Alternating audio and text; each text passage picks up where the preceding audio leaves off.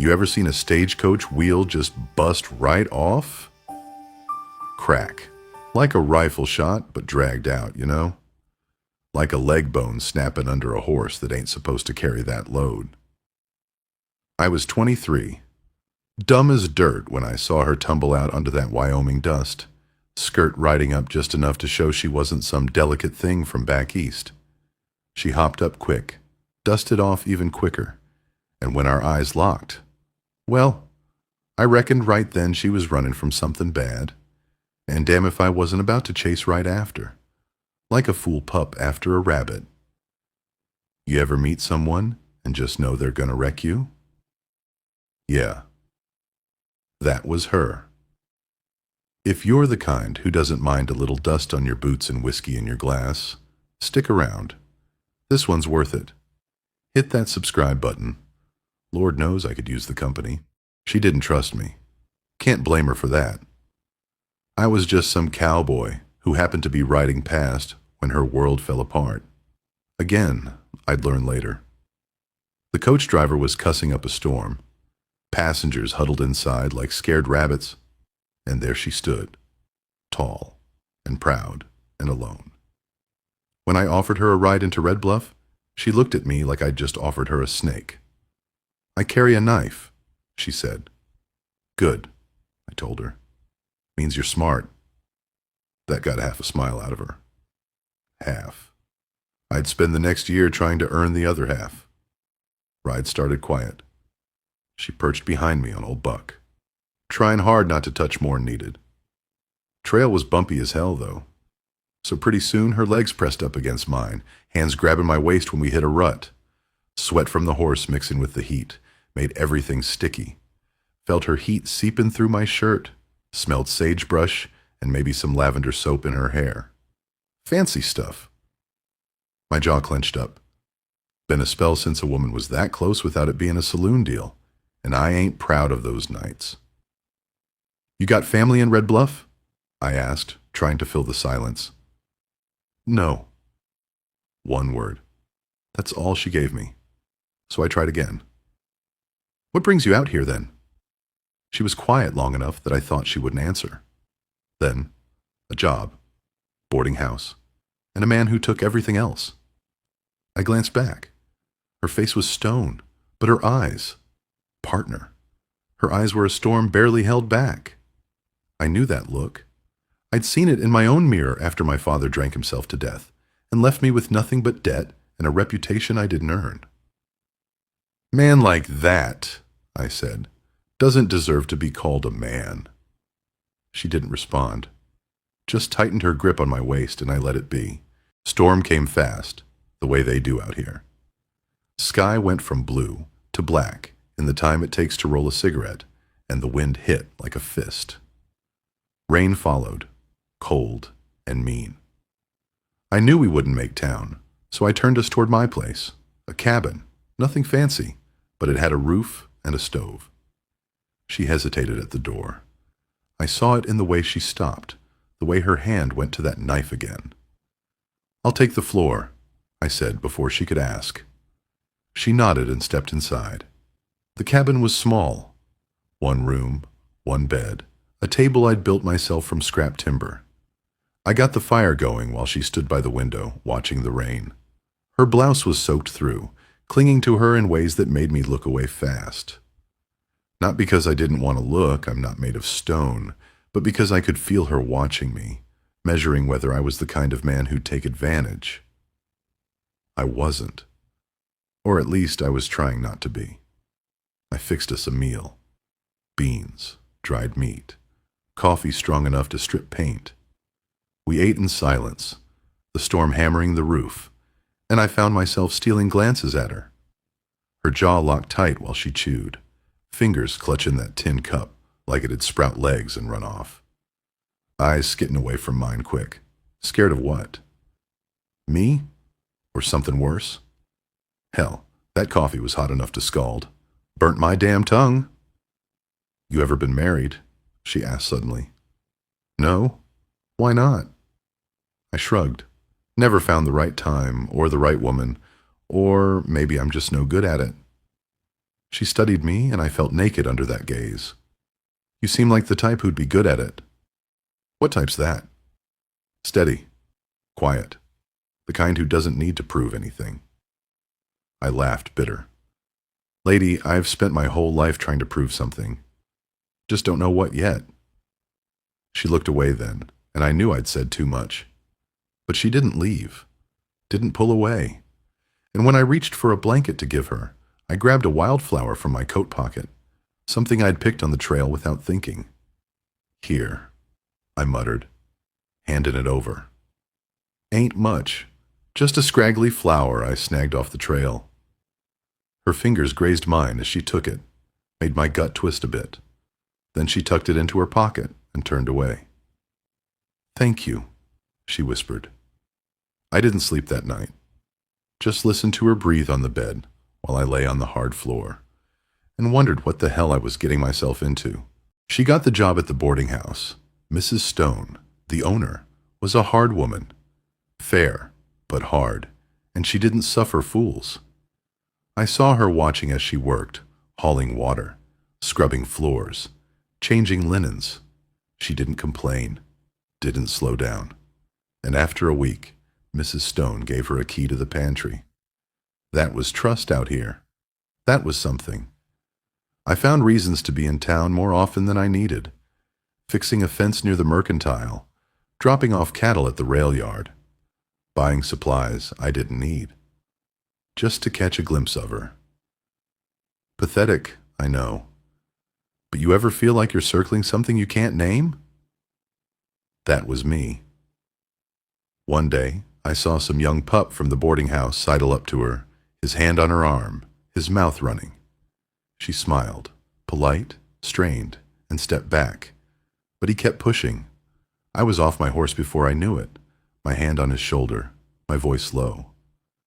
She said no. He turned, looked me up and down, then laughed. What are you, her husband? Not yet, I spat out. And damn if that didn't shock the hell out of all three of us. Him glaring, her blinking, me wondering what fool words just fell out of my mouth. He backed off. Smart kid. Later, she found me by the livery, her arms crossed, her eyes blazing. I can handle myself. I know. Then why? Because I don't want you having to. She stared at me, and I saw something shift in her face. Fear, maybe, or something softer, more dangerous. You don't even know me, she said. I know enough. She turned to leave, but I caught her wrist. Gentle, not holding. Just asking. She looked down at my hand, then up at me, and I saw her throat work as she swallowed. What do you want from me? She whispered. Nothing you're not willing to give. She pulled away, but slower this time. And as she walked off, I saw her hand go to her pocket, where that wildflower was pressed flat. Trouble came the way it always does, quiet at first, then loud. A man rode into Red Bluff one evening, lean and sharp as a blade, with eyes that said he'd done things he'd never regret. I saw him watching her from across the street, and I saw her freeze when she saw him. I knew then. He was the one, the man who'd taken everything. That night, I found her outside the mercantile, her face pale, her hands shaking. He'd cornered her, demanded something. Papers, she said, tied to a mine her family lost. Said she owed him. You don't owe him shit, I told her. You don't understand. Then help me understand. She looked at me and I saw the weight she'd been carrying.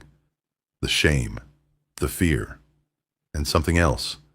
Something that looked like hope, but fragile, like it'd shatter if I breathed wrong. I'm not who you think I am, she said. I don't care who you were. I care who you are. She shook her head. You don't know what I've done. A gunshot cracked the air.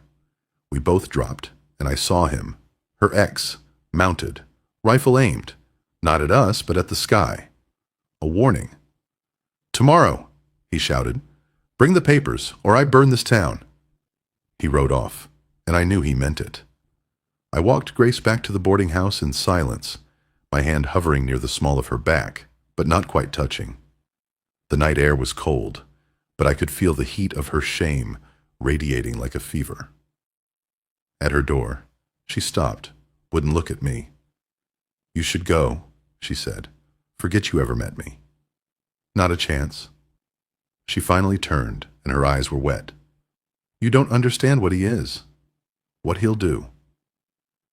"Then tell me." We went inside. Mrs. Stone had gone to bed, and the boarding house was dark, except for one lamp in the kitchen. Grace poured us both coffee we didn't drink, her hands shaking as she wrapped them around the cup. I was 17, she finally spit out, voice low, fidgeting with the cup's rim till her nail chipped the enamel. Paused long enough I thought she'd clam up. Pa died sudden-like. Left us the mine, sure, but nothing else. No cash, no nothing. Mama was coughing up blood by then. Brother just a squirt, 10 years old, and scared of his own shadow. We were sinking fast. She swallowed hard, eyes darting to the window like he might be out there listening. "Then this fella, he rode in, acting like Salvation on horseback. Said he'd bankroll it all. Equipment, hired hands, even doc visits for Mama. All for a partnership, he called it." "Ha! Partnership, my ass!" Her laugh came out bitter, cracked, like dry earth splitting. Wiped her mouth with the back of her hand, continuing softer. "Wasn't no partnership. He wanted me. Said a girl alone couldn't handle a mine anyway. Might as well make herself useful, or watch us starve. So I let him. Thought it'd buy us time, save Mama, keep the boy fed. God, I was stupid." Voice trailed off again. She rocked a little in the chair, breath hitching. Mine turned up dry as a bone anyway. Nothing there. But dirt and lies. He snatched the deed. Had papers saying I'd sold it fair. Signatures I never scratched. Forged, probably.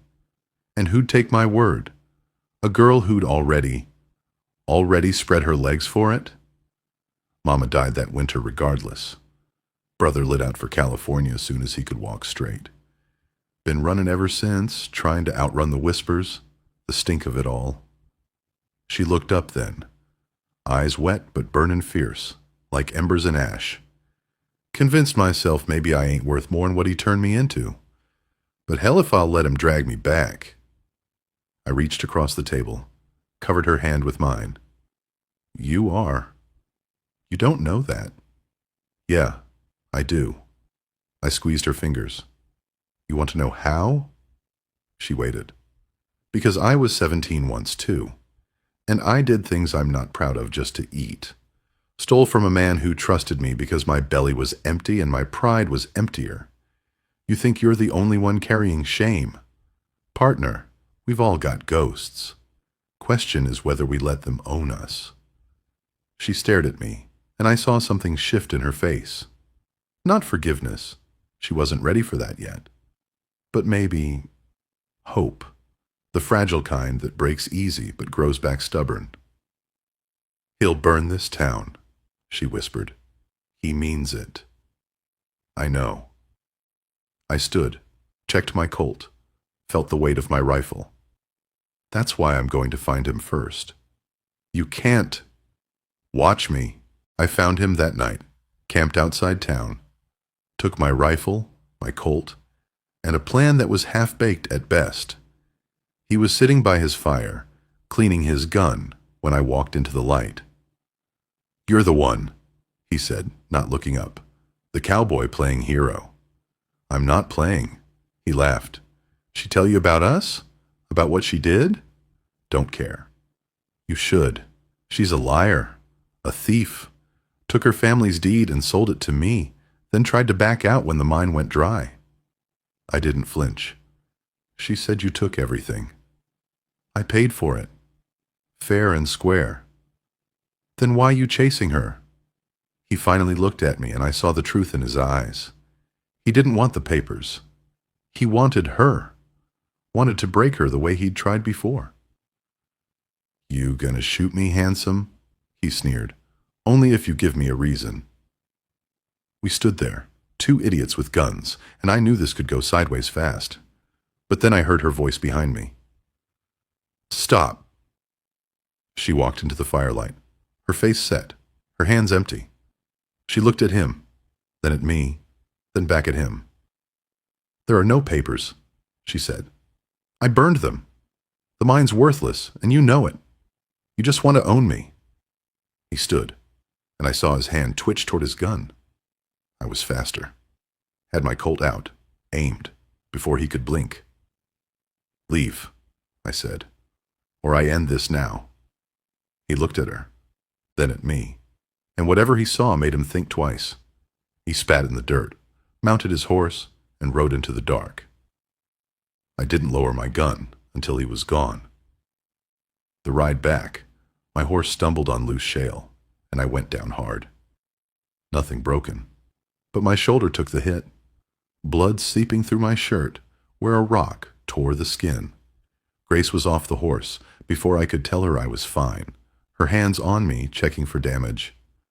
"Let me see," she said, and there was no room for argument in her voice.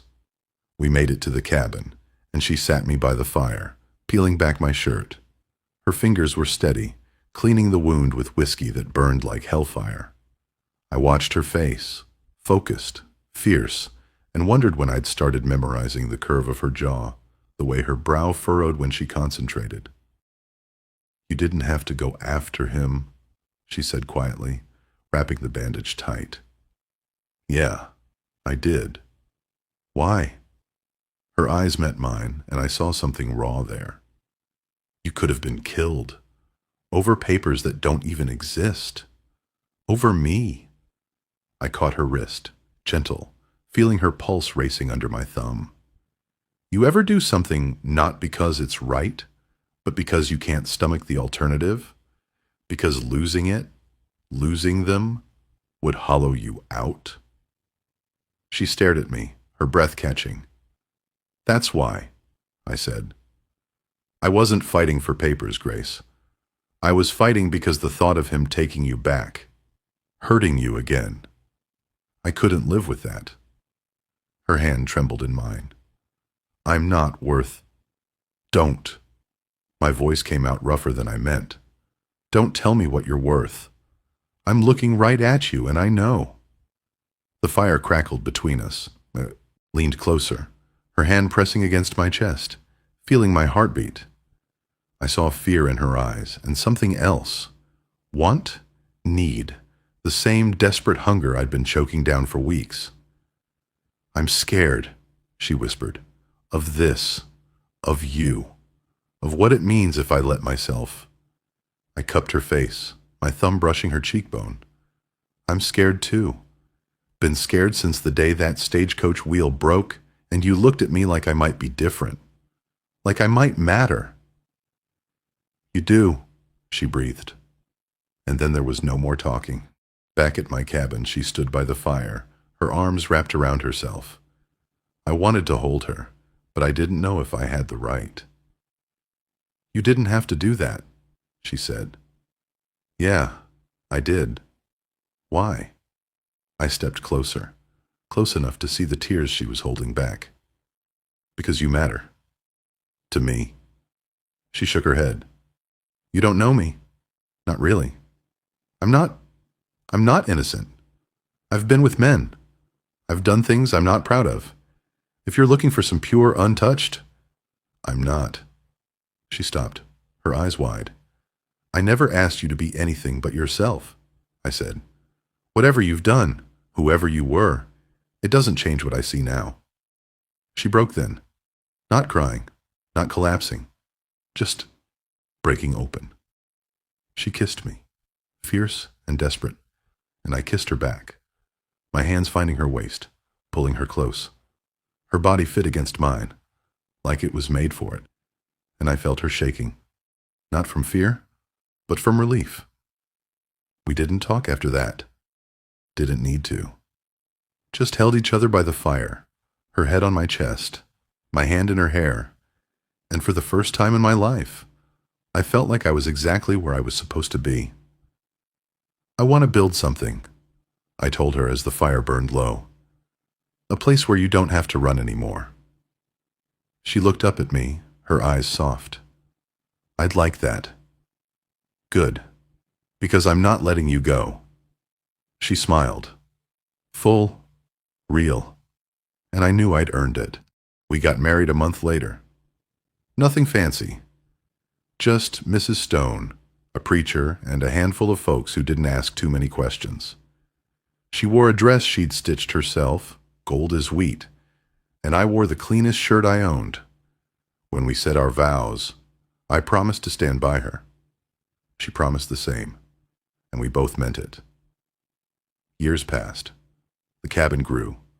Kids came, 2 of them, loud and wild and perfect. She'd leave oatcakes on the boarding house sill for new girls who looked like she once did. No words. Just a gift. I am an old man now. But when I look at her, still strong, still fierce, still mine, I remember the day that stagecoach wheel broke, and I wonder what would have happened if I'd just ridden past. Folks around here say I saved her. Horse shit. She clawed her way up from that mess. I just threw down a blanket for her to land on. Lucky me. You ask me if I regret it? Hell no. I'd do it all again. Every messy, broken, beautiful bit of it. Because love isn't about perfection, friend. It's about showing up when the world's falling apart and saying, I'm still here.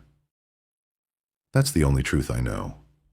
If this story stirred something in you, let me know where you're listening from. Hit that like button, subscribe, and maybe, just maybe, you'll find your own reason to stop drifting and start building. Now pour yourself another drink. This night's not over yet.